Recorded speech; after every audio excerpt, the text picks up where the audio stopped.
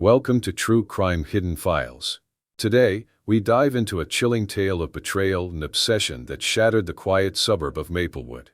Join us as we uncover the secrets behind the mysterious death of Rachel Harris. In the quiet suburb of Maplewood, where every home had a neatly trimmed lawn and neighbors greeted each other with warm smiles, a sense of community thrived. This was a place where people felt safe, where families had lived for generations, and secrets were rare. The residents prided themselves on knowing one another, but even in such a close-knit community, appearances could be deceiving. Rachel Harris, a 35-year-old graphic designer, was a familiar face in this small neighborhood. She was known for her creativity, her involvement in community events, and her seemingly perfect marriage to Mark Harris, a 38-year-old architect. The couple had moved to Maplewood 5 years ago, drawn by its tranquility and charm. To outsiders, Rachel and Mark appeared to be the embodiment of a happy, modern couple, successful, attractive, and deeply in love. They hosted barbecues, attended local fundraisers, and always presented a united front. But behind the closed doors of their charming home, their marriage was far from perfect. Over the past year, Rachel had begun to sense a change in Mark. He had grown distant, spending more hours at work and becoming increasingly secretive with his phone and computer. Late-night calls, unexplained absences, and evasive answers left Rachel feeling anxious and uncertain. She tried to convince herself that it was just her imagination, a passing phase in their relationship, but the nagging feeling of doubt never quite left her. Confiding in her closest friend, Lisa Bennett, Rachel revealed her growing suspicions about Mark's fidelity. Lisa, always the supportive friend, had tried to reassure her, suggesting that perhaps Mark was just stressed from work. Still, Rachel couldn't shake the feeling that something was wrong. She decided she needed to confront Mark directly about her concerns but kept delaying the conversation, hoping things would return to normal on their own. On the morning of January 10, 2018, Maplewood was covered in a light blanket of snow, the chill of winter settling in. Lisa, concerned after not hearing from Rachel for a couple of days, a stark contrast to their usual daily chats, decided to stop by Rachel's house. As she approached the familiar house on Oak Street, she noticed something was off. Rachel's car was in the driveway, but the house seemed unusually quiet. The curtains were drawn, and there was no sign of movement inside.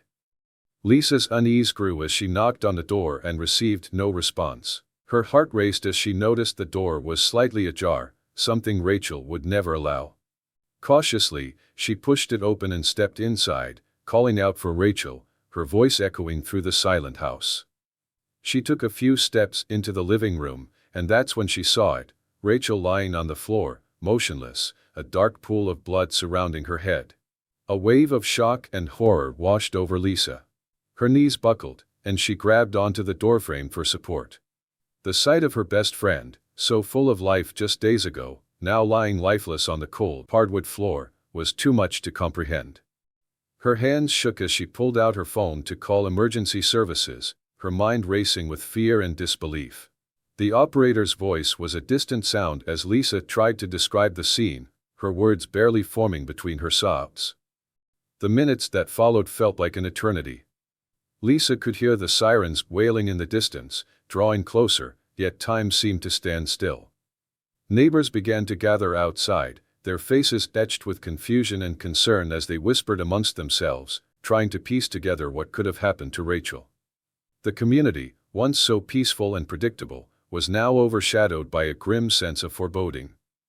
When the paramedics arrived, they quickly confirmed what Lisa already feared: Rachel was dead. As the police secured the crime scene, they began their investigation into what had happened in the Harris home. The house, once filled with warmth and love, was now a cold, silent witness to a violent act. The initial examination suggested that Rachel's death was not a simple accident. The broken glass and signs of a struggle hinted at a more sinister narrative, one involving betrayal and possibly revenge. As Detective Evelyn Parker, a seasoned investigator with a reputation for solving the most challenging cases, arrived on the scene, she knew this wouldn't be a straightforward investigation. The community of Maplewood was about to have its deepest secrets and hidden lives exposed in a way no one could have anticipated. With Rachel's death, a Pandora's box of lies, deceit, and dangerous liaisons was about to be opened, forever changing the lives of those who lived in this seemingly idyllic neighborhood. As Detective Evelyn Parker stepped through the front door of the Harris home, the scene that awaited her was anything but straightforward. The quiet of Maplewood had been shattered by a crime that felt deeply personal, and the tension was palpable. Neighbors gathered at the edges of the police tape, whispering amongst themselves, their faces etched with worry and fear. The police arrived swiftly after Lisa Bennett's frantic 911 call. Officers from the Maplewood Police Department secured the area, setting up a perimeter around the Harris residence to keep onlookers and potential intruders away. Officer James Connolly, a seasoned patrolman with a reputation for his no-nonsense approach, took charge of the scene. His sharp eyes scanned the crowd for anyone who seemed too interested in what was happening, making mental notes of each face. Alongside him was Officer Maria Delgado, known for her empathy and calm under pressure. Maria approached the neighbors who had gathered outside, reassuring them while gently asking if anyone had seen or heard anything unusual. Her soft but firm manner made her an effective communicator, quickly gaining the trust of those she spoke with. Inside the house, Evelyn was joined by Detective Frank Miller, her partner on this case, and many others. Frank was known for his meticulous attention to detail and methodical approach to investigations. As he entered the living room where Rachel's body lay, he began to assess the scene, his mind already racing with possibilities. The forensic team, led by Dr. Samuel Hughes, a forensic pathologist with over 2 decades of experience, began their examination of the crime scene. They carefully documented every detail, from the position of Rachel's body to the scattered glass shards from the broken wine glass. Dr. Hughes noticed something unusual. Rachel's body showed signs of a struggle, with bruises on her arms that appeared to be defensive wounds. This suggested that Rachel had tried to fend off her attacker, indicating that she knew her assailant and the attack was sudden. The initial examination of the crime scene revealed a few critical clues. There was a slight smudge of blood on the wall near the entrance, as if someone had wiped their hand there, perhaps in haste. Frank noted this and called over forensic analyst Laura Bennett to collect a sample. Laura, known for her precision and keen eye, carefully swabbed the area, ensuring no evidence was missed. Near Rachel's body, Frank found a torn piece of fabric caught on the edge of a broken picture frame. The fabric didn't match Rachel's clothing, suggesting it could belong to the attacker. He bagged it as evidence, making a mental note to have it analyzed for DNA. Meanwhile, Dr. Hughes confirmed that Rachel had suffered a fatal blow to the head, likely from a blunt object. The object was not immediately visible at the scene, suggesting it might have been taken or hidden by the perpetrator. As the investigation unfolded, the detectives began to gather background on Rachel Harris and her circle. They spoke first with Mark Harris, Rachel's husband, who had been at work at the time of her death. Mark was visibly shaken, his eyes red from crying, but Evelyn noticed his hands were unusually clean and free of any marks, something she found odd given the apparent struggle. Mark explained that he had been working late, finalizing plans for a new architectural project, and hadn't been home all night. His alibi seemed solid, as his colleagues corroborated his story, but there was a coldness in his demeanor that made Evelyn suspicious. They next interviewed Lisa Bennett, Rachel's best friend, who had found the body. Lisa was distraught, her hands trembling as she recounted finding Rachel on the floor. She described Rachel as a loving friend who had recently become increasingly paranoid and withdrawn, often speaking about feeling watched. Lisa mentioned that Rachel had confided in her about Mark's infidelity, suspecting he was having an affair with a woman named Julia Barnes, an interior designer who had recently worked with Mark on a renovation project. Julia Barnes was quickly identified as a person of interest. She was brought in for questioning and appeared calm and composed. Julia denied any romantic involvement with Mark, insisting their relationship was purely professional. However, phone records told a different story. There were multiple calls between Julia and Mark, especially in the weeks leading up to Rachel's death. When confronted with this, Julia became defensive, insisting that the calls were about a design project. Her cool demeanor cracked slightly under pressure, revealing a hint of nervousness that Evelyn noted. The detectives also spoke with Michael Benson, a neighbor who lived directly across the street. Michael was known to be somewhat of a busybody, always keeping an eye on the comings and goings of his neighbors. He mentioned seeing a car he didn't recognize parked near the Harris home several times in the past week. He couldn't provide a clear description but noted it was a dark sedan, possibly a rental, and that it seemed out of place in their quiet neighborhood. As the investigation deepened, Evelyn and Frank explored various theories about Rachel's death. The information about Mark's potential infidelity and his financial troubles at work suggested a motive. There was also the unexplained presence of a dark sedan, which could point to an unknown visitor or a getaway vehicle. The detectives decided to widen their net, bringing in additional people who had recently been in Rachel's life. They interviewed Nancy Powell, Rachel's colleague at the design firm, who provided insight into Rachel's last few days. Nancy mentioned that Rachel had been acting erratically, often distracted and fearful. Rachel had confided in her that she was planning to confront Mark about his affair and suspected that her life might be in danger.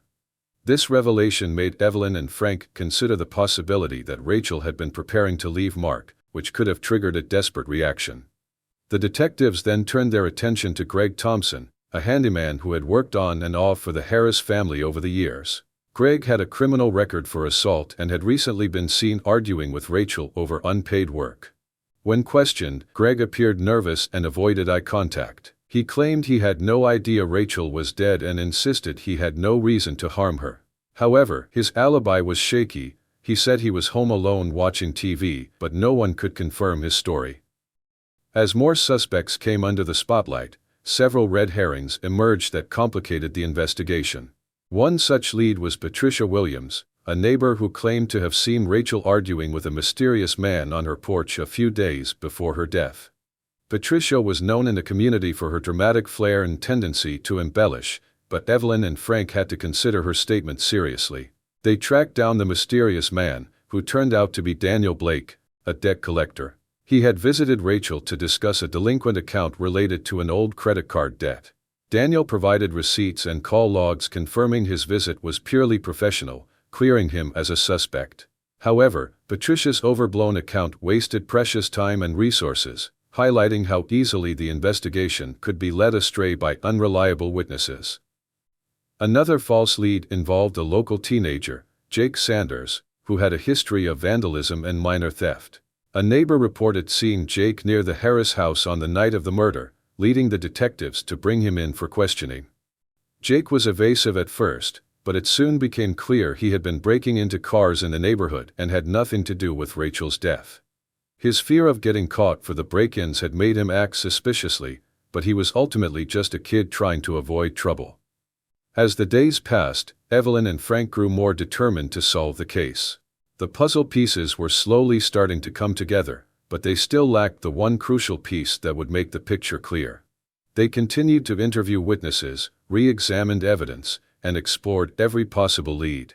The small, once quiet community of Maplewood had become a hotbed of suspicion and fear, with every resident wondering if their neighbor could be the killer. On the night of January 24th, Evelyn and Frank received a tip from Samantha Carter, a local journalist. She had uncovered a series of large, unexplained cash withdrawals from Mark Harris's account in the weeks before Rachel's death. This revelation suggested that Mark had been paying someone off, raising the possibility that Rachel's death was more than a crime of passion. Determined to uncover the truth, the detectives re-examined the financial records and discovered that these withdrawals corresponded with payments to a known criminal, Ronald Grayson, who had a reputation for taking on dangerous side jobs. They realized Ronald had been hired by Mark to intimidate Rachel, but something had gone terribly wrong. The investigation revealed that Ronald had been at the Harris home on the night of the murder. A thorough check of his phone records showed multiple calls between him and Mark in the hours leading up to Rachel's death. The pieces began to fit together. Ronald was the missing link, the person Mark had paid to handle his wife. When Ronald was brought in for questioning, his initial bravado crumbled under pressure. Realizing the evidence against him was overwhelming, he confessed. Ronald admitted that Mark had hired him to scare Rachel into silence over his financial misconduct and affair. But Rachel had fought back, and in the heat of the moment, Ronald had fatally struck her with a blunt object in a panic. With Ronald's confession in hand, Evelyn and Frank moved to arrest Mark Harris. When confronted, Mark's calm facade shattered. He denied intending for Rachel to be killed, claiming he just wanted to protect his secrets. As the reality of his situation set in, Mark's demeanor shifted from defiant to desperate. He tried to shift the blame onto Ronald, arguing he had no control over Ronald's actions once things escalated. But with Ronald's testimony and the financial trail, the evidence was damning. Mark's arrest sent shockwaves through the community. The once respected architect was now revealed as the mastermind behind a plot that led to his wife's death. Julia Barnes, who had been complicit in covering up the affair, was also taken into custody as an accessory. The web of lies had finally unraveled, exposing a chilling conspiracy driven by greed, desperation, and betrayal. The trial of Mark Harris and Julia Barnes drew significant attention in Maplewood. Prosecutor Angela Rowe presented a strong case, detailing Mark's financial misconduct and a plot to silence Rachel Harris. The prosecution highlighted Ronald Grayson's confession, which confirmed that Mark had hired him to intimidate Rachel, but that things went too far, resulting in her death. Mark's defense lawyer, Richard Lyle, argued that Mark never intended for Rachel to be killed and that Ronald acted independently. Despite his efforts, the financial records and Ronald's testimony painted a clear picture of Mark's orchestrated plan. Julia's attorney, Sandra Hayes, claimed that Julia was manipulated by Mark and unaware of the full extent of his intentions. However, the evidence of her financial involvement and initial deception proved difficult to dismiss. After intense deliberation, the jury found Mark Harris guilty of conspiracy to commit murder and Julia Barnes guilty of being an accessory. The judge, considering the severity of their crimes, sentenced Mark to 25 years in prison and Julia to 10 years. Ronald Grayson, who cooperated with the investigation, received a reduced sentence of 15 years. The verdict brought a sense of closure to Rachel's family, but the emotional scars ran deep. The once idyllic community of Maplewood was left reeling from the betrayal and violence that had unfolded within its borders. Residents, once trusting of their neighbors, now viewed each other with suspicion, aware that even the most familiar faces could harbor dark secrets. Further revelations came to light during the trial, revealing that Rachel had planned to divorce Mark and had uncovered more about his financial crimes than initially known. This information added a new layer to the tragedy, showing how desperate Mark had become to protect his reputation and secrets. The tragic death of Rachel Harris serves as a stark reminder of the darkness that can exist behind closed doors, even in the most unsuspecting places. As Maplewood slowly recovers, the community remains marked by the events that unfolded, aware that trust can be fragile and deception can lurk in the shadows of everyday life.